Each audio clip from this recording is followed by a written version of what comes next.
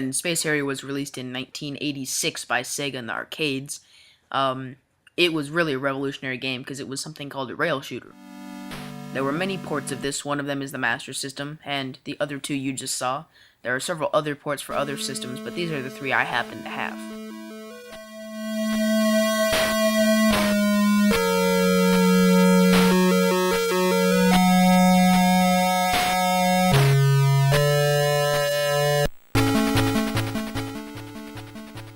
So we'll be taking a look at the gameplay from a Sega Master System, a TurboGrafx, and a Sega Saturn.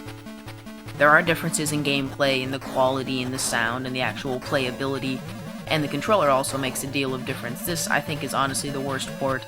Not that it's choppy, but it's the buttons on the controller that you have to hammer them down extremely hard to get any reaction fast at all. And besides the fact that the way that the enemies and the objects flying at you, they're so laggy. You don't know when you're gonna get hit.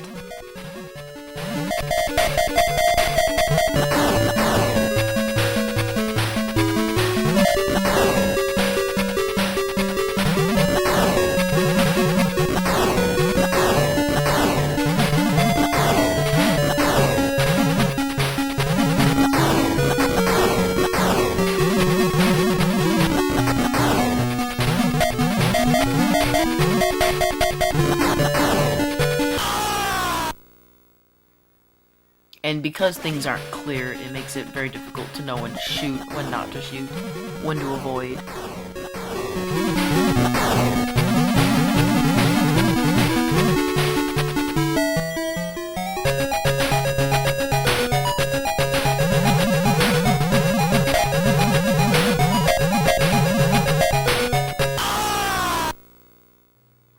I mean, even look at the end boss. It's awful how Sega ruined this game, at least for the Master System.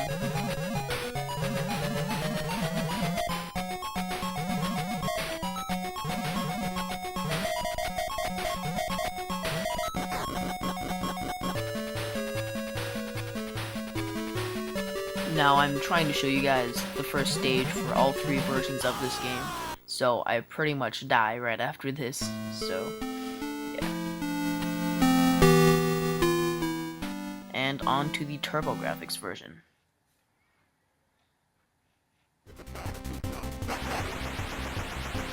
See, this one is much better. It's much easier to play because of the turbo on the controller and how small the D-pad is. It allows you to move very, very quickly, which is very nice for a game like this where you need to be very nimble and tactical with where you place your shots.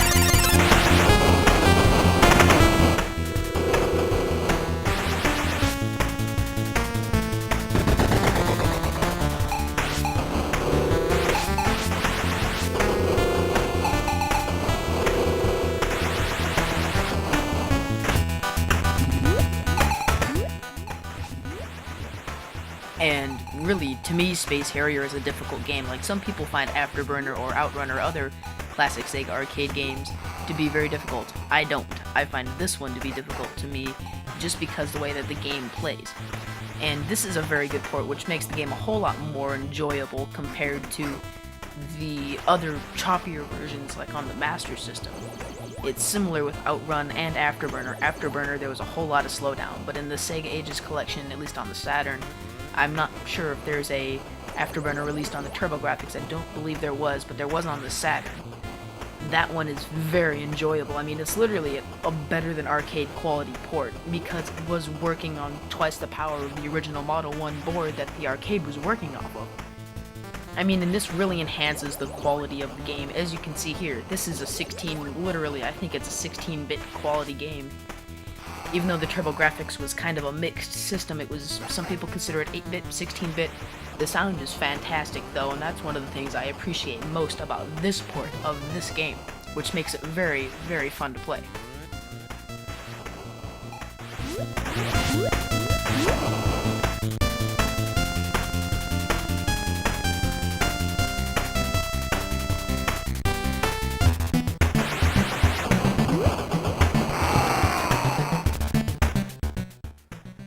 So, to wrap up on the TurboGrafx, it's a better port than the Master System, but the king of all of them is the Sega Ages for the Saturn. It literally looks, just as I said before, better than arcade quality, because it was released in 1996. Now, this came off of the American Sega Ages collection. I have no idea if there's a difference between the American or Japanese or whatever else. But as you can see, immediately the ground looks a whole lot better. Everything is detailed. The enemies flying towards you. There's no jagged lines or blockiness found on some of the parts of the TurboGrafx and pretty much everything about the Sega Master System port. And the explosions don't seem to last forever, and there's no lag for the fire that's coming towards you from enemies. The music is literally CD quality because the Saturn conveniently did use CDs, and this makes the game sound fantastic. And actually on the Saturn home screen, if you hit the play button, this will actually play the soundtracks from the game. Now this was included in every single game for the Saturn, that I have at least. And you can immediately tell how much more detailed this game is and how much more time they put into this, because this was a Sega exclusive arcade game. No other company had rights to this arcade game, and Sega licensed it out to a couple other companies for console production, like NEC, and this was like their baby. They loved this game, I think, because you can tell by how much detail they put into this. I mean, you can even see the pattern on the back of the gun that the Space Harrier is holding. And the ground looks very detailed, the background is very nice, the sky even is very detailed, the backgrounds, all the hints, and even the back of the game looks very nice.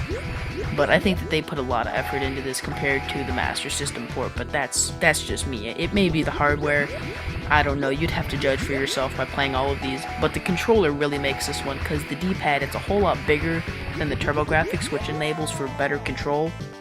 And I have no idea why I just died there, but whatever.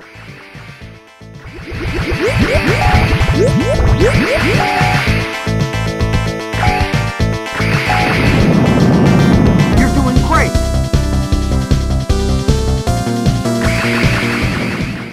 So to wrap up on all three versions of Space Harrier, they're all excellent games. Some are just better than others. I mean, if you have a Saturn, if you have the money for a TurboGrafx, I recommend getting a copy for those. But otherwise, the Master System version will do just fine. But none of them are a replacement for the original arcade game. But anyway, thank you guys for watching. I hope you enjoyed it, and keep playing.